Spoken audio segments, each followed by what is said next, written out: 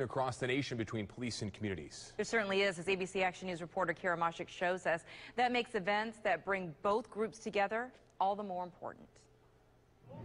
More than 12,000 people coming out to this night out here in Hernando County. And organizers say it's really important to get this kind of interaction with the community to continue to build strong relationships.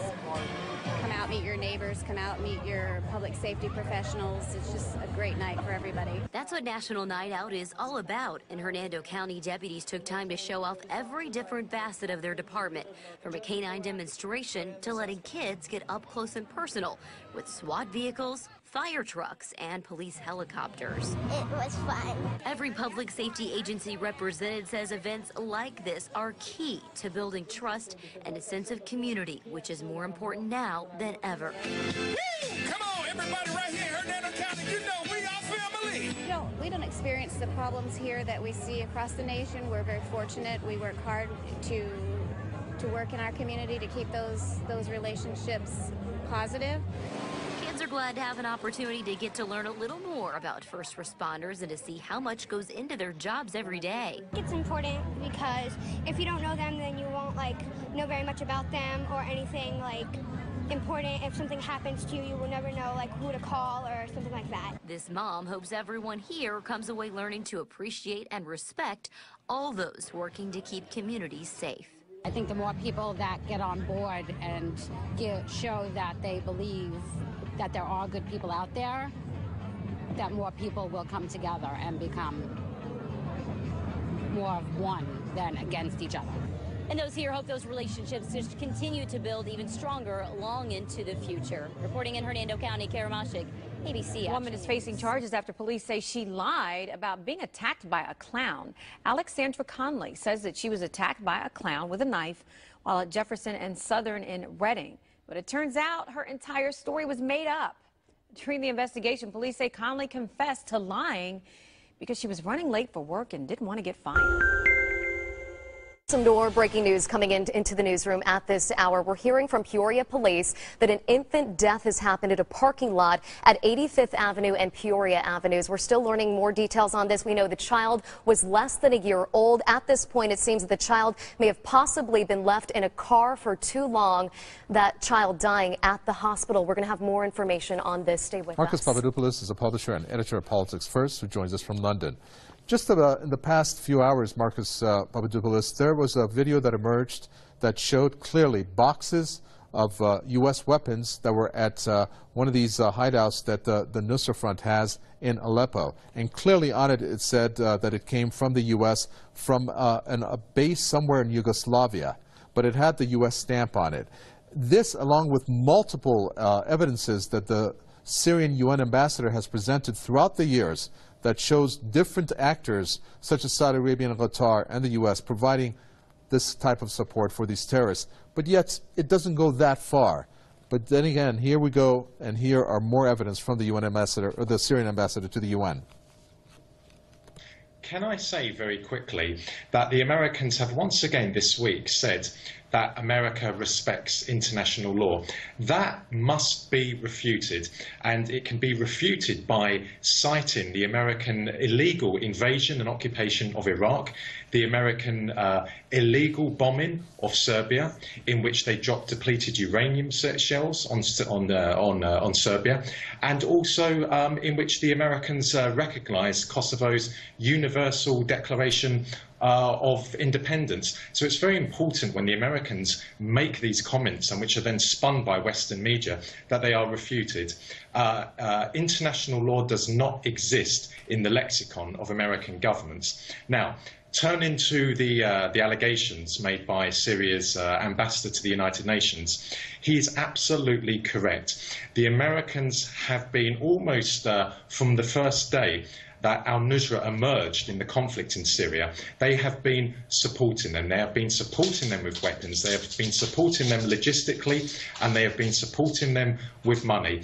And we can say that since the American air campaign, and I used air campaign in Syria, the Americans have not once attacked al-Nusra. Now, al-Nusra is al-Qaeda, and we know the potent threat that al-Qaeda poses to innocent men and women across the world, yet the Americans have not touched al-Nusra, and they make this flimsy, baseless argument that they will only start attacking al-Nusra once the so-called moderate groups in Syria break away from al-Nusra. Well, the question is this: why are those so-called moderate groups fighting alongside al-Nusra in the first place if they are not extremists? The reality is that the so-called Free Syrian Army and al-Nusra, for example, are both Islamic fundamentalist terrorist groups,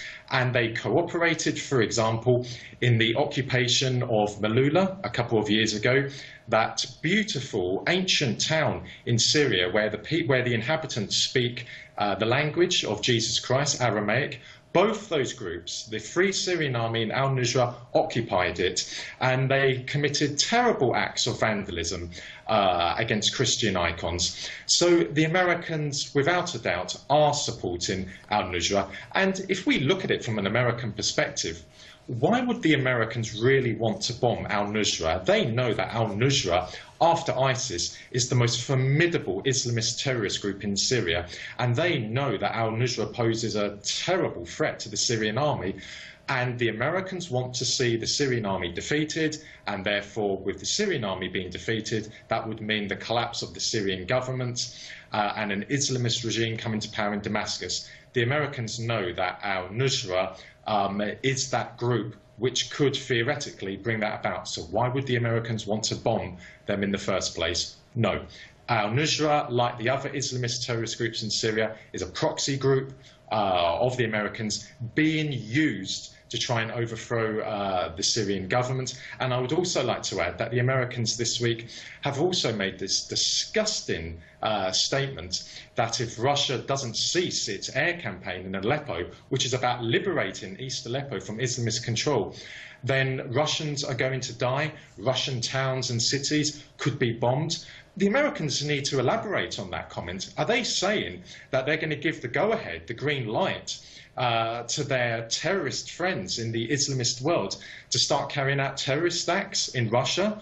They've made a very, very serious, provocative comment, and now they need to explain that comment. Well, given that you're touching on that, and they have said that, do you think that the reaction from Russia should be to break off talks? Because right now we're looking at these talks, so-called talks, on life support. The U.S. has said that. It doesn't seem like there's any purpose behind the continuation of talks with the U.S., even though Russia is still opening that avenue or leaving that avenue open. What path do you think this is going to take? Well, Russia is demonstrating how responsible it is, how responsible it is as a permanent member of the United Nations Security Council. And of course, today Russia takes over the chairmanship of the United Nations Security Council. And the United Nations is all about trying to bring about peace in conflict zones. And that is what Russia has been trying to do from day one. However, the Americans and their allies, the British, the Turks, the Saudis and the Qataris, they are not genuinely interested in seeing a peaceful solution to the conflict in Syria.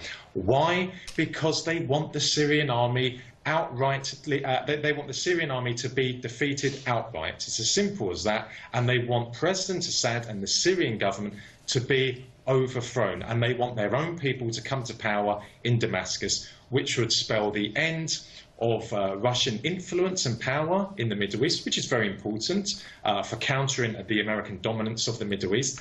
And it would also allow Israel to reign supreme in that part of the Middle East, because of course Israel's nemesis, Syria, would have collapsed. So regrettably, while the Russians are behaving in an admirable, very honourable way in trying to bring about a peaceful solution to the conflict in Syria, the Americans, they don't want to play ball, they're not interested in it, and they simply want to see their proxies on the ground in Syria, al-Nusra, the so-called Free Syrian Army, and the other Islamist terrorist groups succeed. Publisher and editor at Politics First, Marcus Papadopoulos, thank you.